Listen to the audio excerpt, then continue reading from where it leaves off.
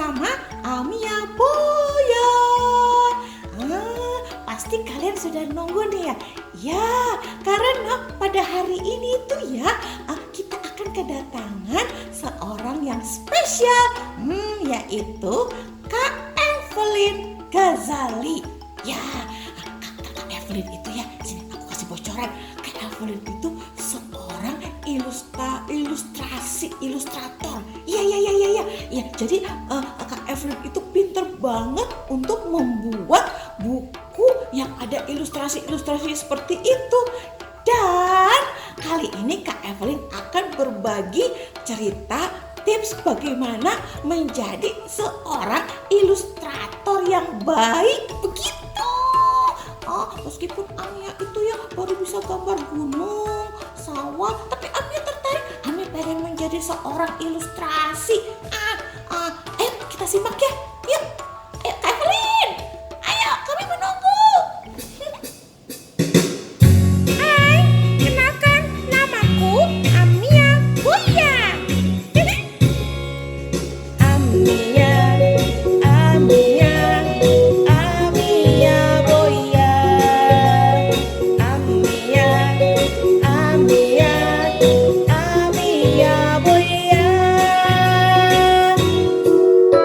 Anak manis Bogor Raya, selalu senang juga ceria, jagayanya baik hatinya, berteman banyak juga gembira. Yuk kita main yuk. Amia Boya.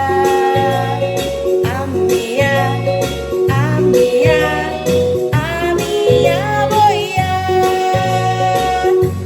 Ayo kita bermain dan belajar bersama Amia Boya.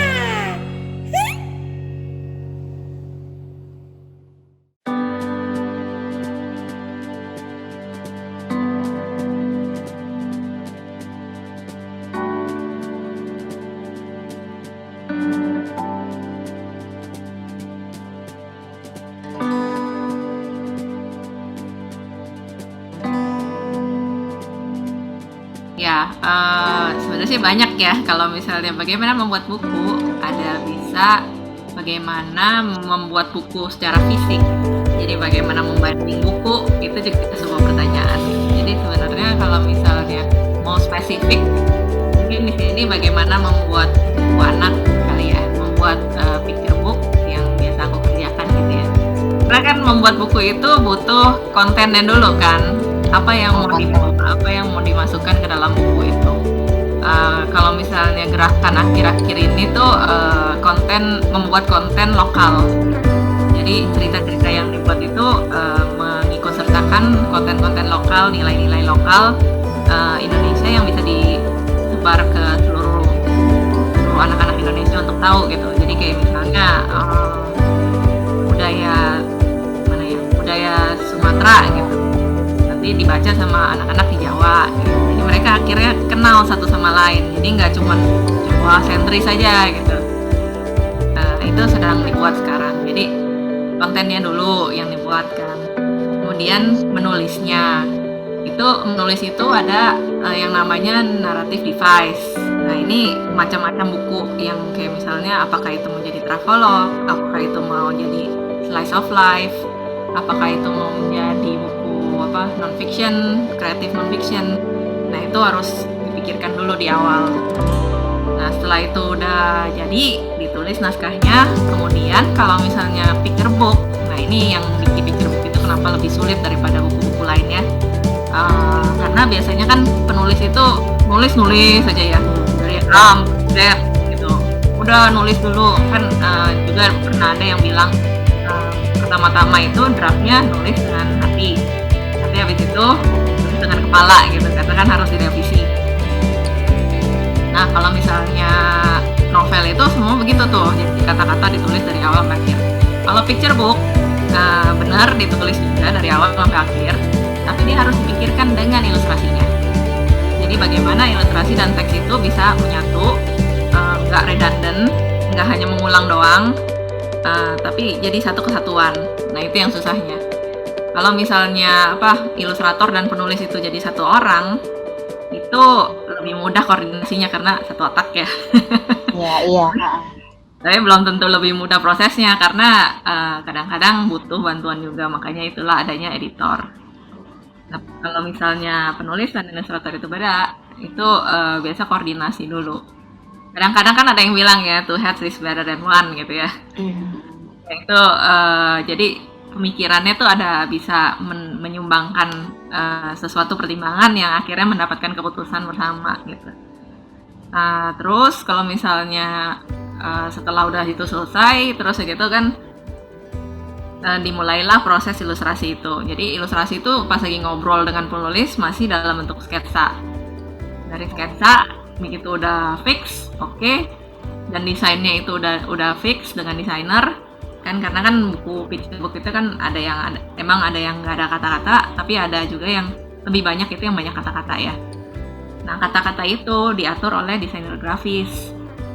Dan itu setelah semua dikoordinasikan dengan editor, desainer grafis, editor visual, ya semuanya itu dengan penulis, baru ilustrator menyelesaikan ilustrasinya hingga ke pewarnaan, hingga kemudian setelah selesai dirangkumlah semua itu oleh desainer grafis dan dipaketkan menjadi buku, baru siap cetak. Nah, itu sih proses singkatnya ya. Ya banyak banget itu. Berarti memang untuk terbentuknya suatu buku sampai dipublish itu membutuhkan kolaborasi dari banyak pihak ya ternyata ya Kak Evelyn. Betul. Nggak bisa sendirian. Bisa sih sebenarnya sendirian kalau jagoan ya.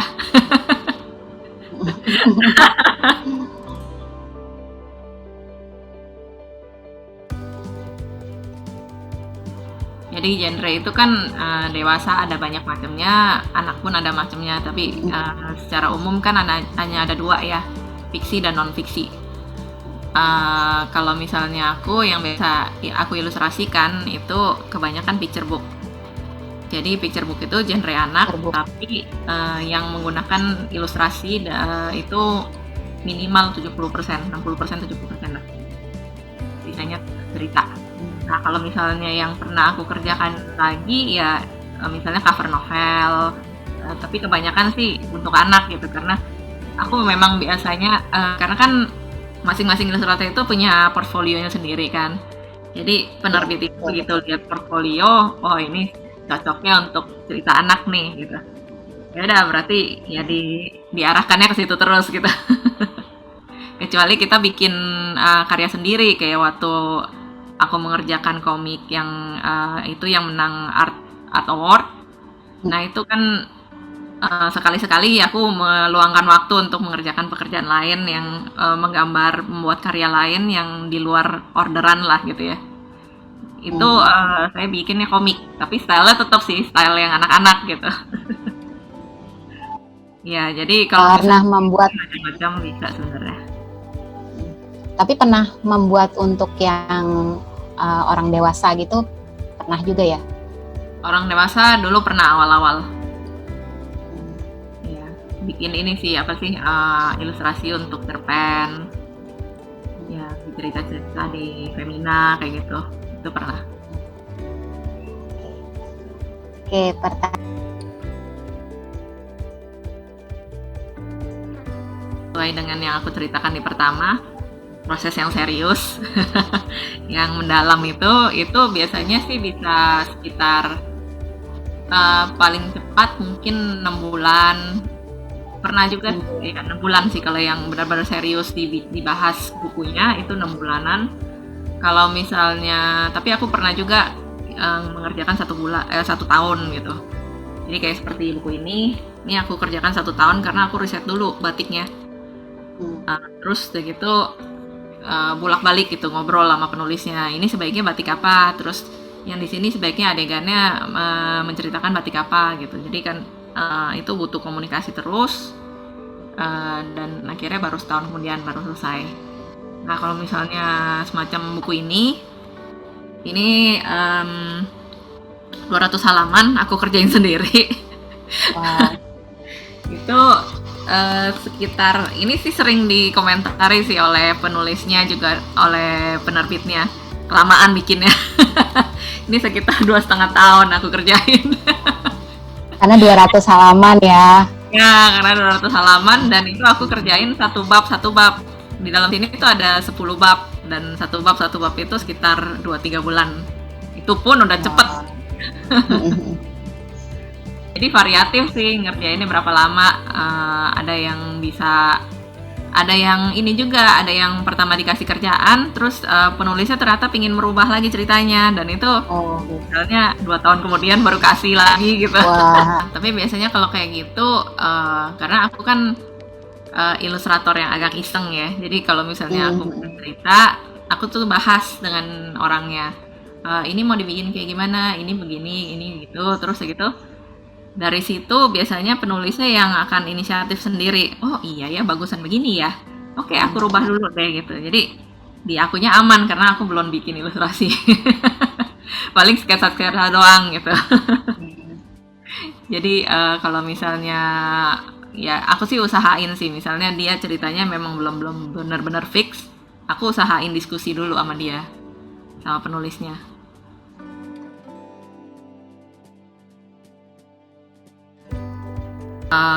Konsisten aja. Jadi memang kalau dari awal sudah menentukan, oh aku ingin mendalami dunia ini, konsisten aja terus walaupun ada halangan, walaupun ada apa sih tantangan yang berat. Itu kalau misalnya kita terus-terusan menjalani profesi ini, lama-lama orang akan mengenal kita gitu. Dan itu aku sih masih pegang sama prinsip kalau karya itu akan berbicara untuk kita gitu. Jadi bukannya kita yang harus berkoar-koar, ini aku bikin nih ilustrasi gitu ya. Terus ini bagus nih ilustrasinya, ini punya aku gitu ya. Jadi bukannya kayak gitu, tapi gimana kita bisa berkarya yang bisa mengkomunikasikan isi cerita gitu.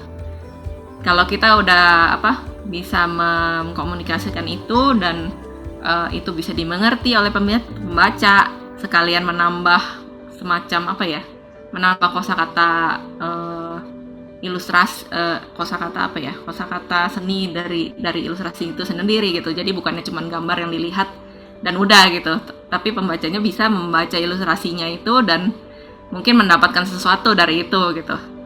Kalau misalnya kita bisa menyampaikan itu dengan baik, dan tentunya kita latihan terus-terusan gitu, bagaimana cara itu, gimana caranya latihan itu, kita terus baca buku, baca referensi, gimana cara orang lain menyampaikannya, dan mungkin gimana itu bisa dituangkan di karya kita juga.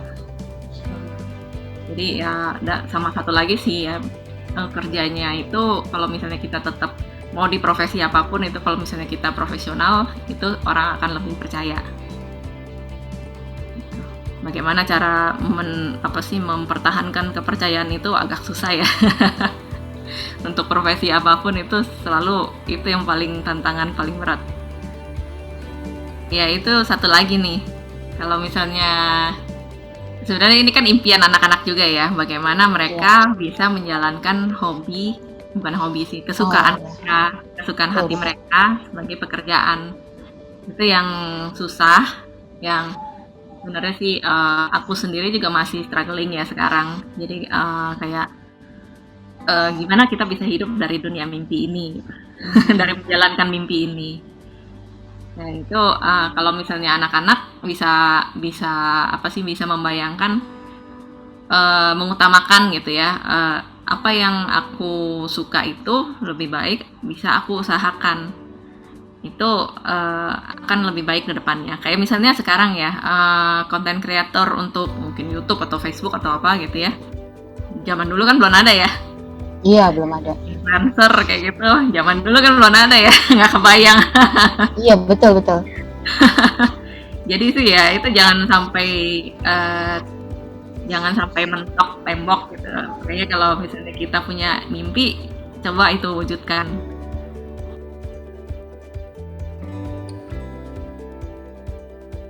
Untungnya pandeminya sekarang ya. Iya. Kebayang kalau misalnya ini terjadi tahun 80-an di mana internet belum ada, koran itu harus nungguin tiap hari datang.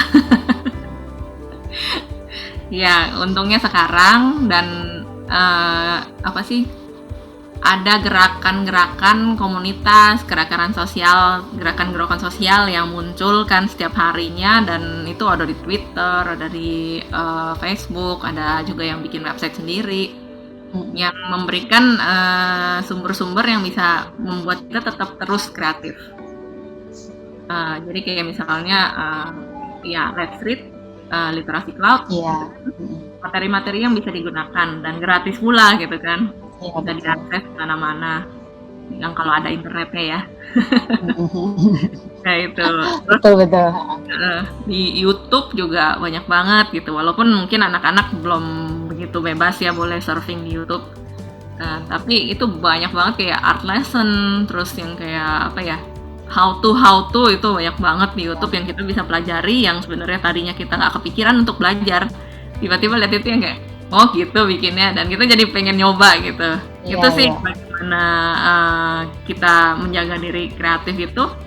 Yang masalahnya sekarang itu bagaimana memfilter semua itu yang ada untuk memilih apa yang mau kita kerjakan gitu. Kayak misalnya kita lihat video-video tasty ya.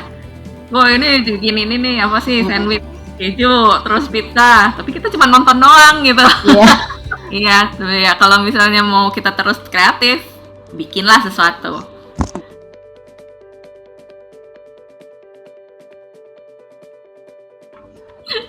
Sebenarnya aku termasuk salah satu orang yang dari sekian banyak orang sih ya, ini ternyata nggak aku sendirian yang agak susah kalau membaca buku gitu. Bisa jadi itu trauma dulu sekolah yang cuman menghafal gitu ya. Terus kalau ulangan itu titik koma nggak ada, bisa disalahin gitu.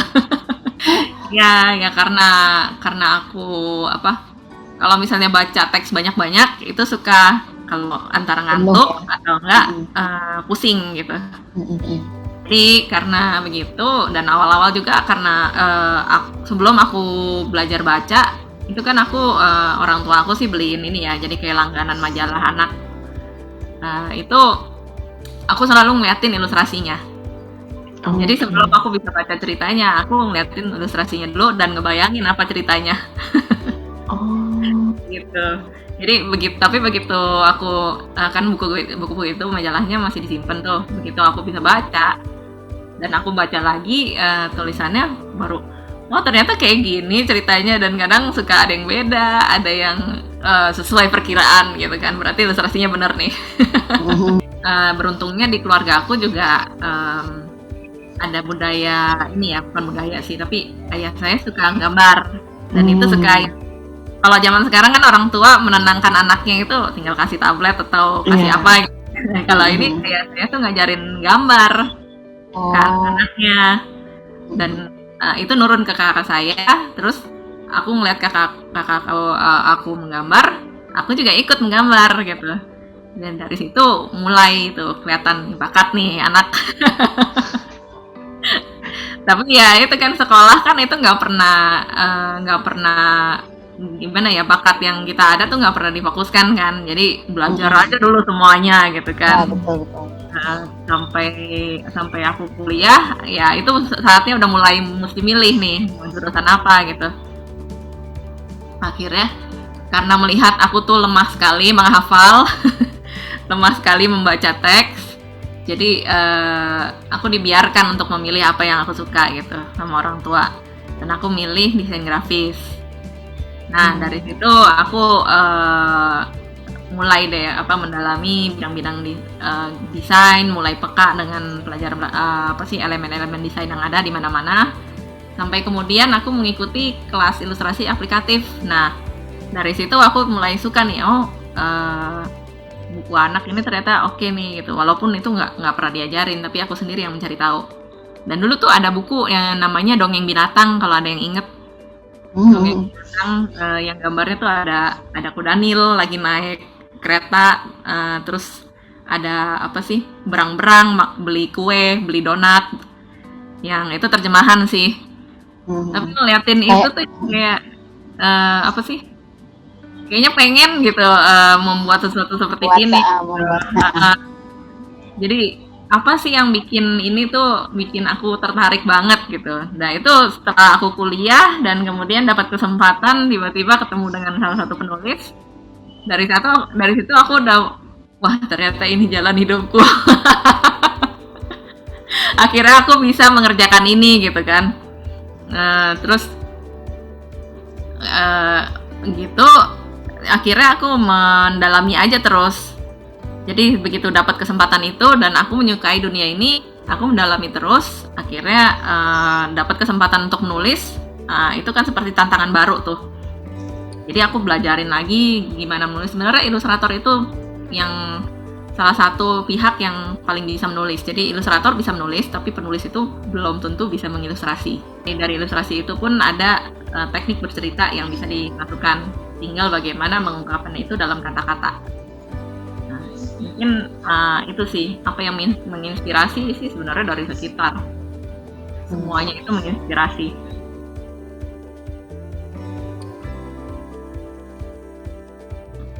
Yang aku rekomendasikan ya, yang biasanya suka bikin wow.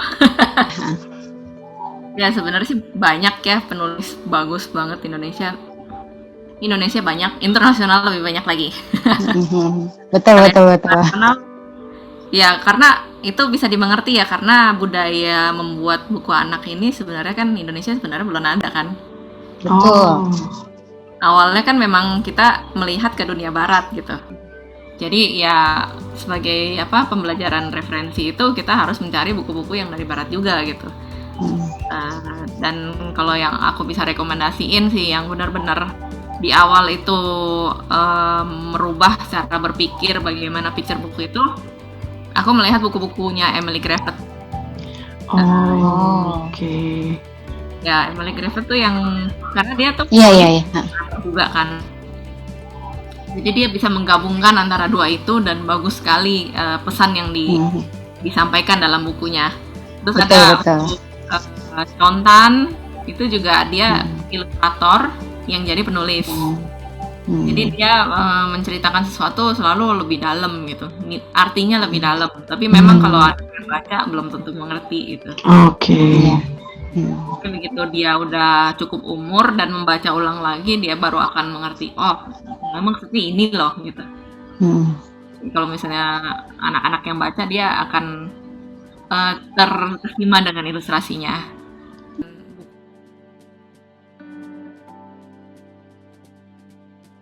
Buku anak itu bagaikan gerbang literasi ya, di mana anak itu bisa tertarik untuk mengambil buku dan dari situ dia akan naik level akan terus baca buku gitu. Betul. Tapi sebenarnya sih yang penting dari buku itu adalah kontennya kan, bagaimana kita bisa belajar dari sesuatu yang ada di konten di buku itu. Betul. Dan biasanya buku lebih mengupas itu secara detail daripada film, daripada game atau apa gitu.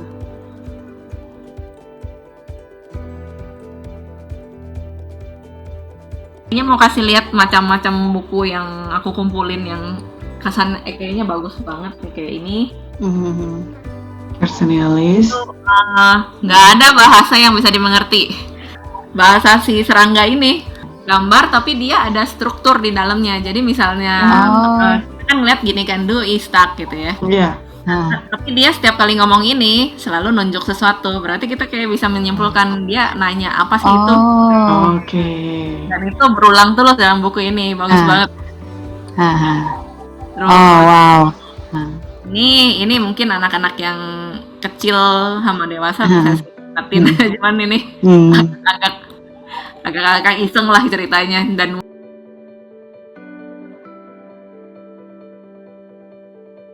kalau zaman dulu itu aku terinspirasi sama yang ilustrasi Tini ya. Kalau ilustrasi Tini ya, aduh siapa namanya ya? Marcel, itulah. Marcel ya. Itu ada museumnya loh di Brussels dan aku menyesal waktu itu nggak datang. Terus yang tadi dongeng binatang itu juga kesukaan aku. Yang itu juga namanya susah juga disebut. Nanti aku Ah, Kalau yang dalam negeri ya, kalau dalam negeri itu aku suka banyak sih, kayak misalnya Lenny Wen itu aku suka, cuman sayangnya dia nggak banyak ilustrasi buku dalam negeri, dia banyaknya luar negeri. Terus di Sylvia ada, terus Gina, Eugenia Gina itu juga bagus-bagus, dan itu semua teman seperjuangan sih. Ini MT itu juga aku suka karena dia bisa meliputi semua genre, versatile banget lah. Kalau luar negeri sih yang aku kasih masukan tadi itu sebagai penulis, dia kan sebagai ilustrator juga. Jadi Sean Tan, terus Emily Gravett, sama satu lagi ini sih Dan Santat, itu bagus banget. Banyak sih yang lain juga kayak Chris Houghton. Itu pokoknya semua yang ceritanya bagus aku biasa pelajarin ilustrasinya dan pelajarin Wah. ceritanya. Banyak banget luar lah. biasa.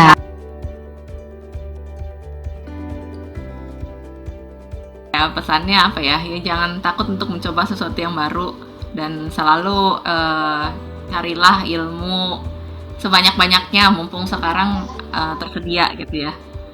Jadi bacalah buku sebanyak-banyaknya, berlatihlah terus sebanyak-banyaknya. Jangan takut pendapat orang, tapi cobalah sendiri gitu. Jangan takut untuk mencoba sesuatu yang baru. Itu sih.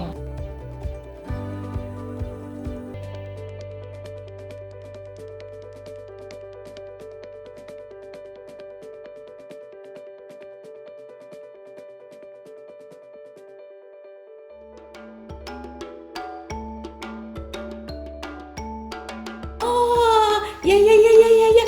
Wah, sangat menarik sekali. Ayo teman-teman, ayo kita berkarya terus. Ya, siapa tahu kalian bisa seperti Kak Evelyn. Betul nggak? Ya, jadi sampai bertemu lagi bersama Amia Boya minggu depan.